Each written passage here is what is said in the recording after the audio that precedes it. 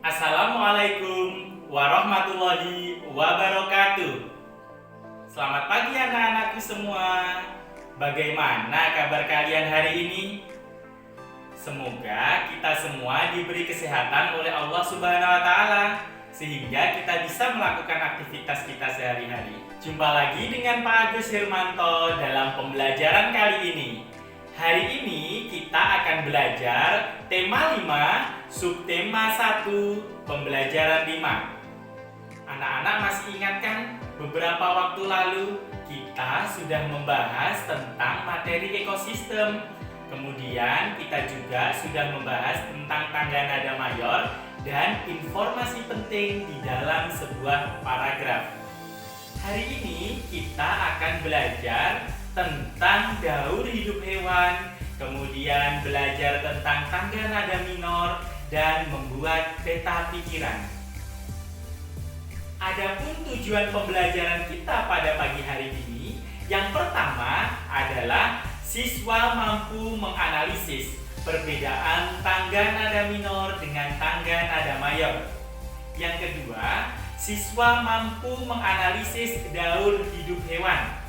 Yang ketiga, siswa mampu menelaah informasi penting yang ada di dalam teks bacaan, kemudian dibuatkan peta pikiran.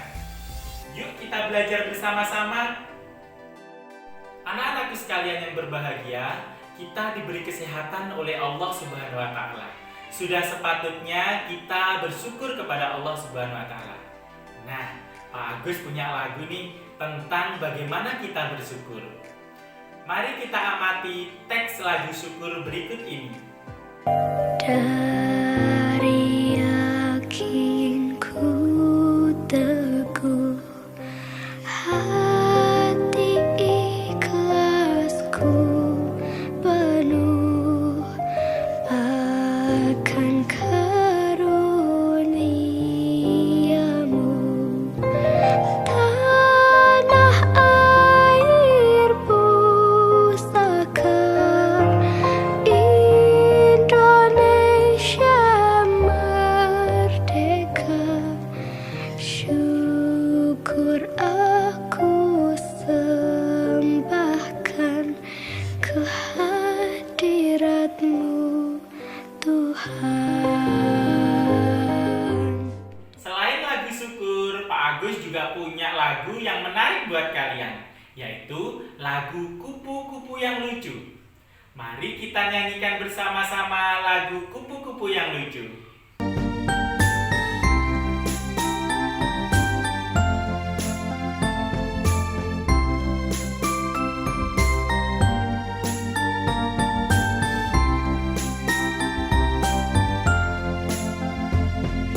Kupu-kupu yang lucu,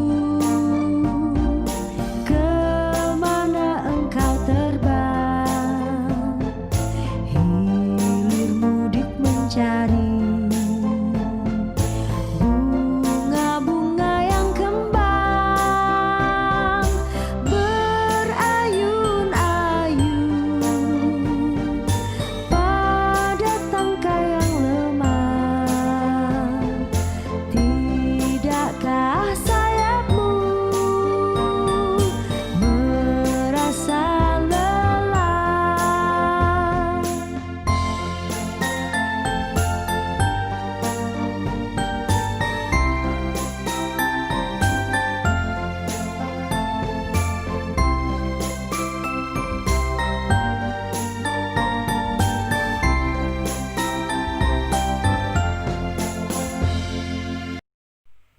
Nah, setelah kita mencermati kedua lagu tersebut, kira-kira anak-anak ada yang tahu perbedaan dari kedua lagu tersebut? Bagus. Untuk lagu syukur merupakan lagu bertangga nada minor. Adapun pola jaraknya 1/2, 1/1, 1/2, 1/1.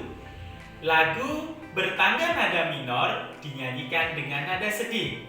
Adapun biasanya lagu tersebut dimulai dengan nada la. Sedangkan lagu Kupu-Kupu yang Lucu termasuk lagu bertangga nada mayor. Adapun pola jaraknya 1, 1,5, 1, 1, 1,5. Lagu tersebut dinyanyikan dengan riang dan gembira. Biasanya lagu tersebut diawali dan diakhiri dengan nada do. Nah, setelah kita menyanyikan lagu kupu-kupu yang lucu, sekarang kita akan belajar bersama tentang daur hidup hewan, termasuk kupu-kupu. Sebelumnya, Pak Agus mau tanya nih pada kalian, adakah yang tahu pengertian daur hidup? Betul, daur hidup merupakan proses perubahan bentuk tubuh pada makhluk hidup semasa hidupnya. Sekarang coba kita lihat daur hidup pada hewan ayam.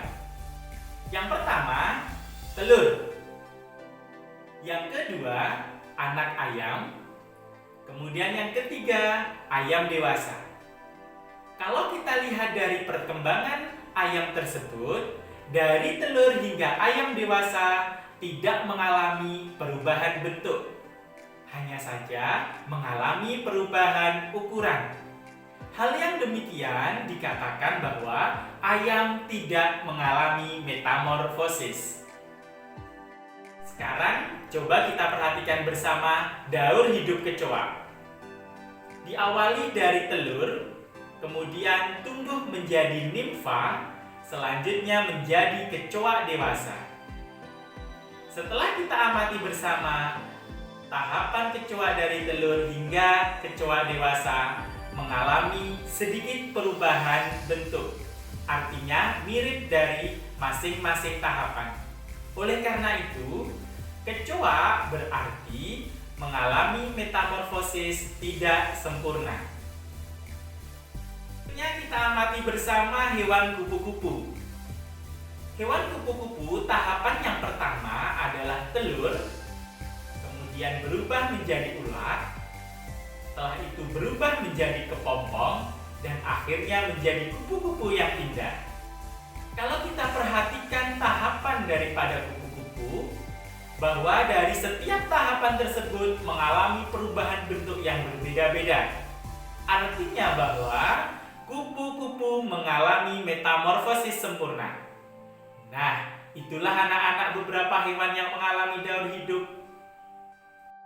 Nah, sekarang Pak Agus punya satu teks bacaan tentang daur hidup.